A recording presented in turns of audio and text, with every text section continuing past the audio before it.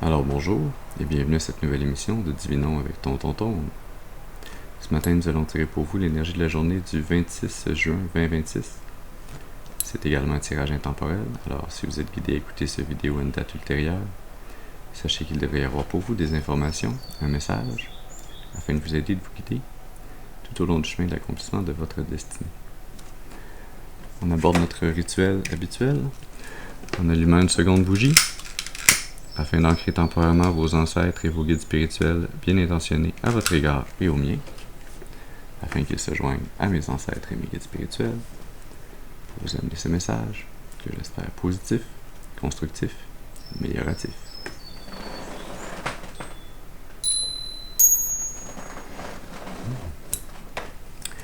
Très bien, alors voyons voir quelle énergie, quel message on a pour vous aujourd'hui. Ouais. On commence avec le symbolon. Comme d'habitude, je vous rappelle qu'il est important d'utiliser votre intuition, de se rappeler que tous les messages ne sont pas nécessairement nos messages, et donc de prendre ce qui résonne avec vous, de laisser le reste de côté pour les autres. Ceci dit, allons-y.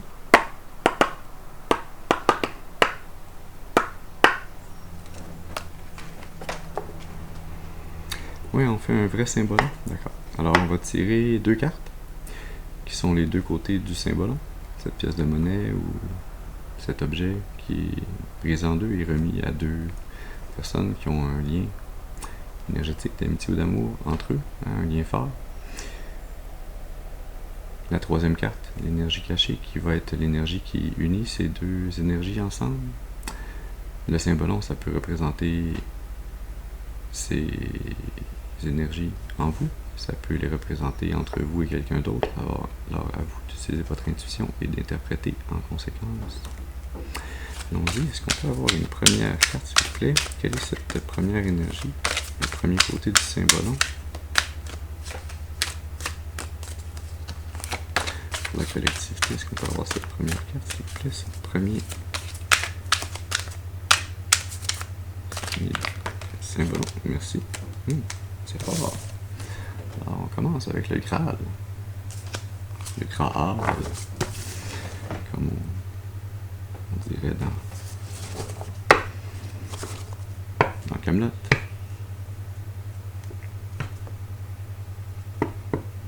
Oui, l'énergie sous-jacente à ce Graal, l'Inquisition. Il y a une énergie qui a tenté de vous empêcher de briller, de rayonner, qui vous a culpabilisé, qui vous a rabaissé, contrôlé, diminué, dans le but de vous empêcher d'être pleinement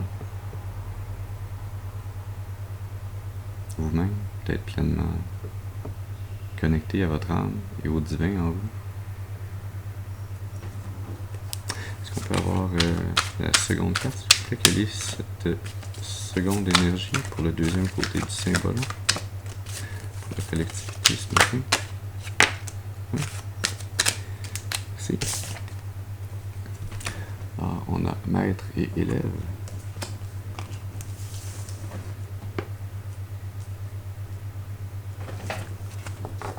Avec maître et élève, on n'a rien.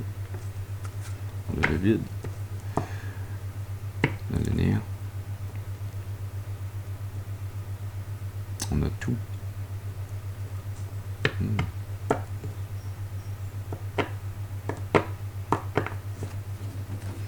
Et est-ce qu'on peut avoir... Wow. Merci. C'était un peu rapide. Le troisième côté de ce symbolon.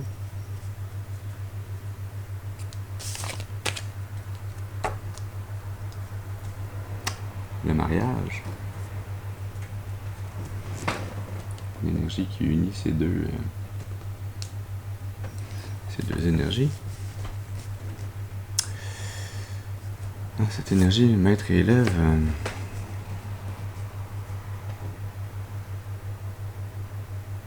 je sens ici que oui, pour certaines, ça peut être vous qui guidez ou qui êtes guidé par une autre personne, une autre âme. Mais je sens plutôt ce matin Ouais, avec cette infiniment petite mais perceptible aura autour du maître qu'on ne voit pas autour de l'élève. L'énergie divine qui est là, qui vous guide, qui vous protège, qui vous permet de faire les apprentissages nécessaires pour vous élever, qui vous guide à revenir dans une union sacrée à l'intérieur de vous avec le divin, une union sacrée qui va vous permettre d'être abondant, de ressentir en vous et autour de vous l'amour inconditionnel, cette coupe divine, cet amour divin.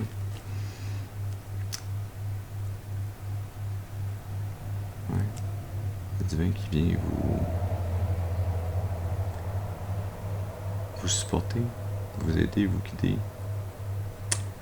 à vous libérer à travers un travail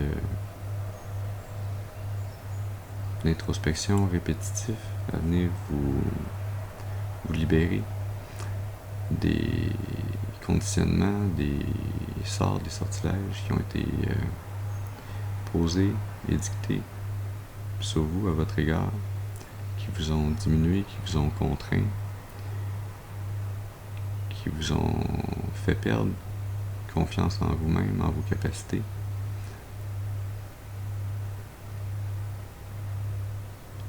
Le divin qui est vraiment très présent autour de vous, mais également en vous. Hein. C'est l'énergie, c'est presque comme le soleil dans le tarot traditionnel, ce Graal. C'est un mélange entre le soleil et l'as de coupe. Hein.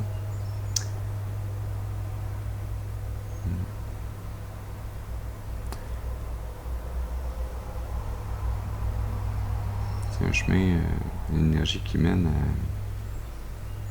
à retrouver en soi l'unité, en ayant pris le temps de se déconstruire et de se reconstruire, en écoutant la guidance divine, son intuition, en faisant le travail.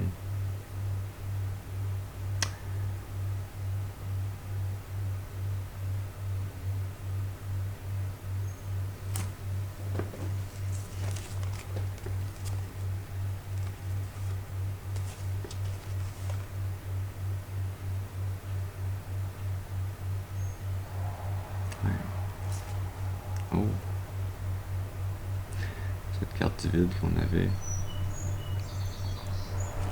avec le maître d'élève qui est maintenant avec le sommeil de la belle au bois dormant sous le paquet et sous le mariage ici, hein, ce qui a empêché cette union en vous, hein, c'est cette énergie d'affliction, hein, c'est cette énergie qu'on avait mis sur vous pour vous blesser, pour vous empêcher d'être dynamique, d'être dans une énergie positive, hein, d'être dans cette énergie d'as de coupe et de soleil.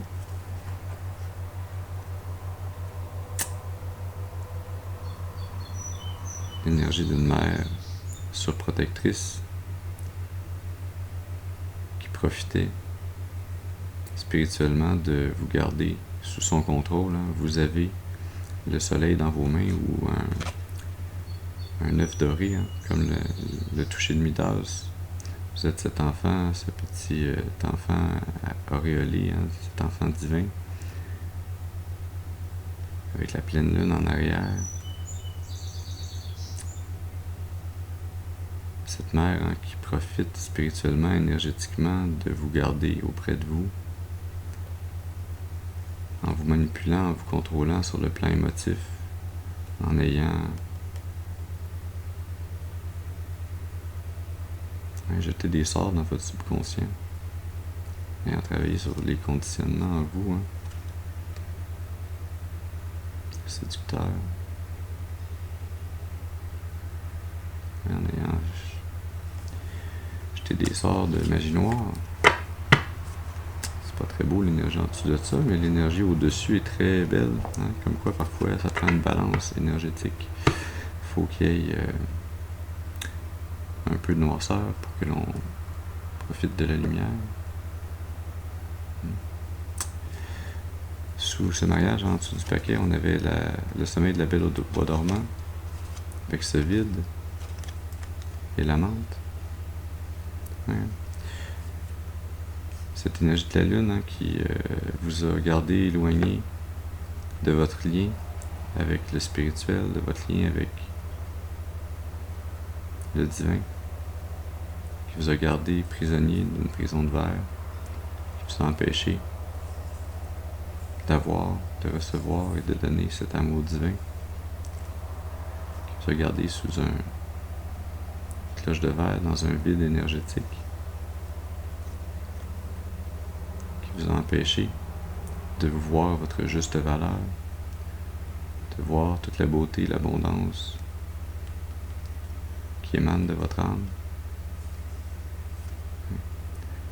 qui vous a empêché de choisir et de défricher votre propre chemin, d'embarquer dans cette aventure de la vie. Mais il fallait d'abord que les illusions soient brisées, les illusions de contrôle, de pouvoir, de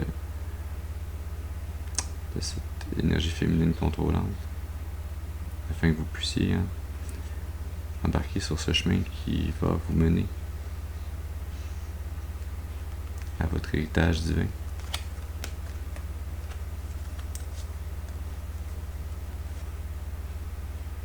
Qui va vous mener à renaître dans une énergie où vous allez être perçu comme un meneur, comme quelqu'un qui mène les autres, qui est capable de prendre les bonnes décisions pour un groupe, pour une communauté d'âmes. Ouais. Parce que vous avez ce lien intuitif très fort avec le divin, avec les esprits bien intentionnés de vos ancêtres, de vos guides spirituels. Vous avez la faveur divine, vous êtes aidé sur le plan spirituel.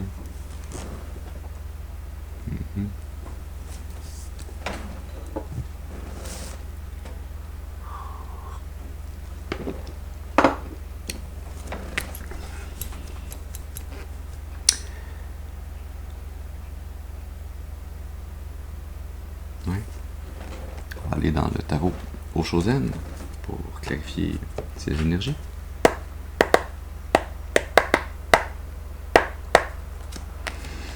Alors, est-ce qu'on peut avoir une carte, s'il vous plaît, pour venir nous donner plus d'informations sur la collectivité pour cette énergie du Graal? Merci. On a l'espièglerie. Cette énergie... on a vu le fou tantôt, là on a un clown qui est un peu comme un fou, mais qui est surtout dans une énergie, avec toutes ces étoiles, ces étincelles autour, la tête levée vers le ciel, qui n'est pas nécessairement, parce que c'est un clown, il s'est mis du maquillage, il n'est pas nécessairement toujours joyeux, mais il choisit, en se maquillant, de se mettre dans cette énergie, dans cette personnification d'une personne joyeuse, espiègle, entraînée, qui est du côté optimiste, positif, qui fait de la magie partout où elle va, qui amène cette belle énergie, cet amour divin. C'était un choix que de vouloir se reconnecter à cette partie à l'intérieur de nous, de se reconnecter à cet amour inconditionnel en soi, afin qu'il puisse briller à l'extérieur de soi. C'était un choix. C'est un choix que l'on répète jour après jour. Parfois, on peut se réveiller le matin, avoir des énergies plus difficiles, ou avoir moins d'énergie, ou une énergie qui est moins dans l'entrain, mais on a toujours le choix d'aller puiser en soi, dans des souvenirs ou dans des rêves, dans de l'imaginaire, d'aller puiser l'énergie que l'on veut personnifier pour la journée, que l'on veut prendre, que l'on veut amener aux autres.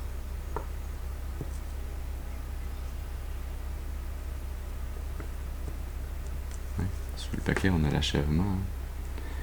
C'était le dernier morceau de ce casse-tête que votre âme était venue apprendre, chercher ici dans cette incarnation, ce travail que vous avez fait avec le soutien du divin,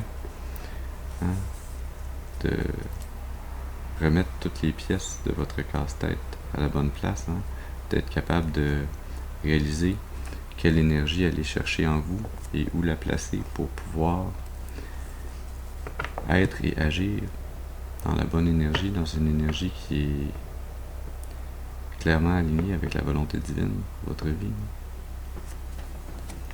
Est-ce qu'on peut avoir une carte, s'il vous plaît, pour venir clarifier l'énergie de maître et élève, s'il vous plaît?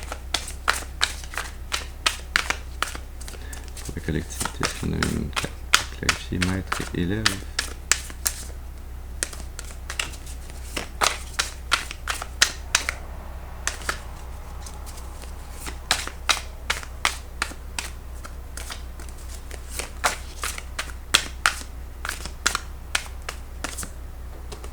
Merci. Non, le contrôle.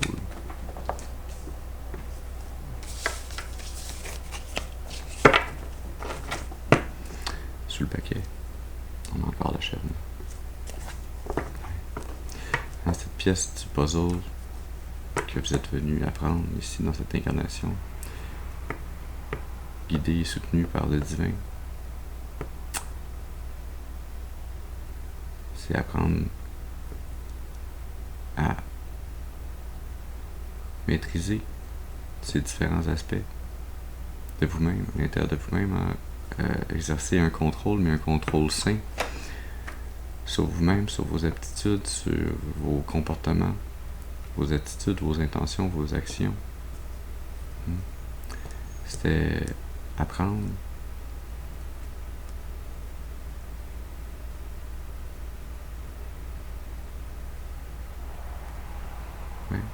à suivre votre guidance divine, votre étoile qui vous mène, qui vous guide pour trouver cette maîtrise, cette discipline, ce contrôle qui permet de maintenir hors de soi ces zones d'ombre, ces zones sombres, ces énergies qui tentent de nous écraser, de nous contrôler, de nous manipuler. C'était de trouver au milieu avec la participation du divin, la participation de vos ancêtres, de vos guides spirituels, de votre âme et de vous-même, toutes ces parties-là qui viennent ensemble travailler de façon disciplinée, de façon ordonnée, à vous protéger des énergies sombres qui ont tenté de vous empêcher de briller, de rayonner, d'être dans une énergie légère, non pas naïve, mais optimiste, positive.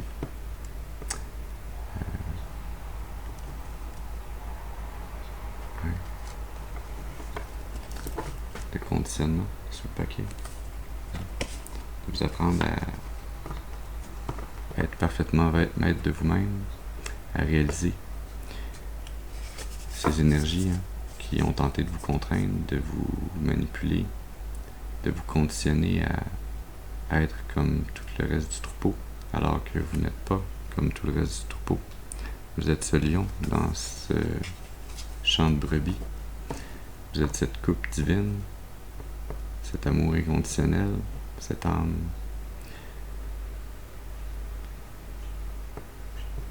remplie d'amour inconditionnel, de positivisme, d'optimisme, qui ne demande qu'à rayonner, qu'à amener partout où elle va cette énergie positive. Il fallait simplement que vous réalisiez que vous aviez la possibilité et la responsabilité de vous libérer, de reprendre le contrôle de vous-même, de votre destinée, d'appliquer par votre libre arbitre la discipline nécessaire pour être pleinement en contrôle de votre énergie. Est-ce qu'on peut avoir une dernière carte, s'il vous plaît, pour venir clarifier cette énergie pour la collectivité du mariage? Une dernière carte, s'il vous plaît, pour clarifier. Merci. L'énergie du mariage. Dans le stress. Ben oui, ça peut être stressant, un mariage. Ça peut également être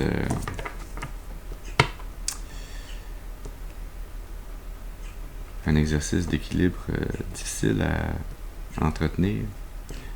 On peut avoir une sensation de contrôle, mais qui est également accompagnée d'une perte de contrôle.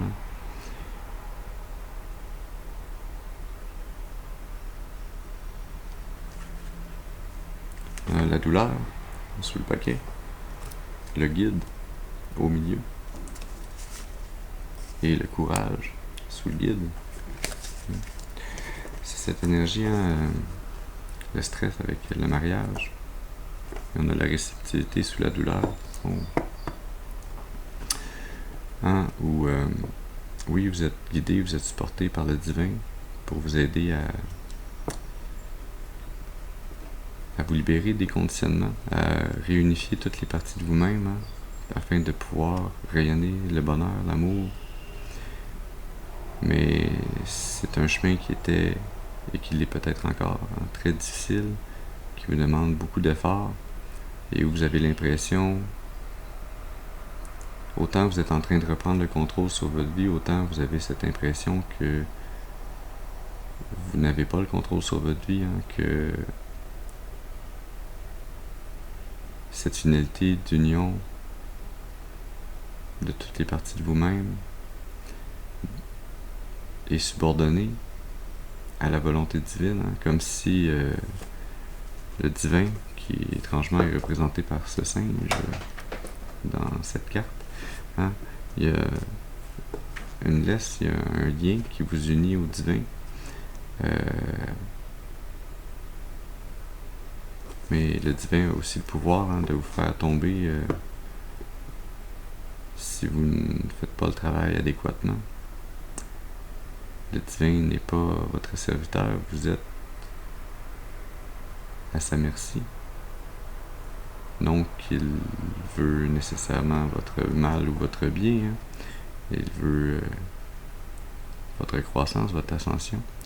Il veut que vous appreniez à utiliser votre libre arbitre correctement, que vous fassiez les bons choix pour avancer. Et si cela implique qu'ils doivent vous faire tomber pour un temps, afin que vous réalisiez que vous étiez en train de jongler beaucoup trop de choses en même temps, que vous vous occupiez de détails qui n'étaient pas importants, qui consistaient en cette noirceur autour de vous, qui vous empêchait d'être discipliné. Vous vous lanciez dans des actions, dans des énergies qui ne servaient à rien, qui étaient comme ces bougies lancées dans les airs pour impressionner la galerie, mais qui étaient à la base de cette douleur profonde en vous, de cet isolement, de cette noirceur qui vous empêchait d'être dans cette énergie d'amour inconditionnel. Clairement, c'était pour vous permettre, avec la réceptivité, de vous réouvrir à votre âme, aux énergies de l'univers, de vous reconnecter à votre intuition et au message que le divin vous envoie, afin de vous aider, de vous guider.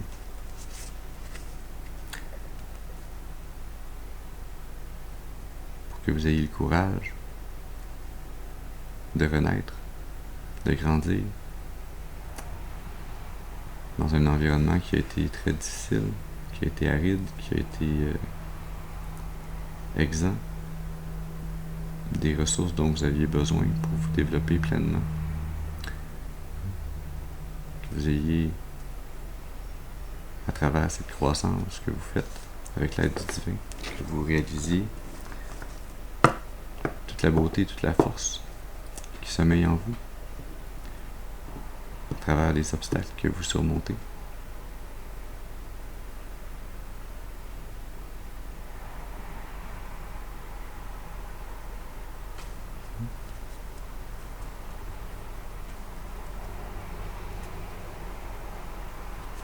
Est-ce qu'on peut avoir une dernière carte, s'il vous plaît? Un conseil, quelque chose de positif, quelque chose qui pourrait aider, guider en avant la collectivité. Merci. Dans la maturité.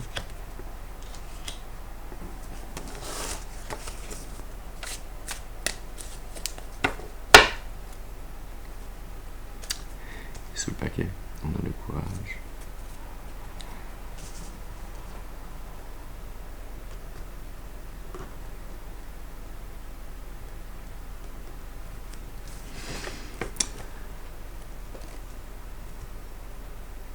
Ouais, le divin qui vient vous dire que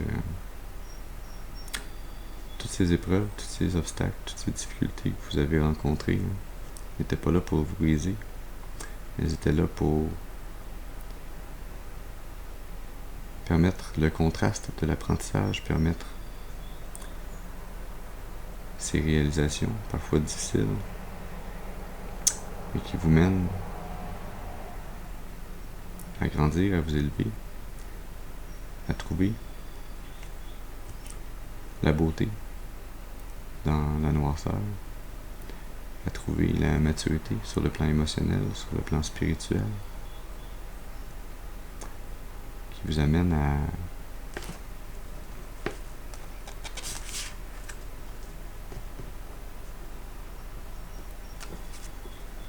suivre le courant, qui vous amène à réaliser que le divin a toujours été à vos côtés, que le divin a toujours été en vous, qu'il vous porte, que vous pouvez relaxer, que vous pouvez prendre le temps de vivre, prendre le temps qu'il faut pour grandir, pour évoluer, qu'il n'y a pas de... Il n'y a pas d'échéance. Même si pour nos corps d'êtres humains, il y a une échéance, il y a la mort à la fin. Mais pour votre âme, qui est immortelle, il n'y a pas d'échéance. On continue à se laisser porter dans les énergies, dans les apprentissages que l'on a à faire, d'une vie à l'autre, d'une incarnation à l'autre. Votre âme, elle, ne reste pas lourde des douleurs qu'elle a vécues. Ce sont des données, des informations, des savoirs qu'elle accumule, qu'elle garde précieusement, mais toutes ces informations, qu'elles aient une connotation positive, neutre, négative, lorsqu'on est incarné pour votre âme, elles sont toutes à chérir, elles ont toute leur valeur, elles font toutes partie du tout et de ce qui permet de grandir, de faire cette ascension, de se rapprocher toujours plus de Dieu. Alors voilà, le message que nous avions pour vous ce matin. J'espère qu'il aura pu vous amener des informations, un message, un peu de clarté, afin de vous aider et de vous guider tout au long du chemin d'accomplissement de votre destinée, pour votre plus grand bien et le plus grand bien de toute la création. Je vous remercie pour votre présence auprès de moi ce matin. Je vous souhaite une excellente journée et je vous dis à la prochaine. Merci.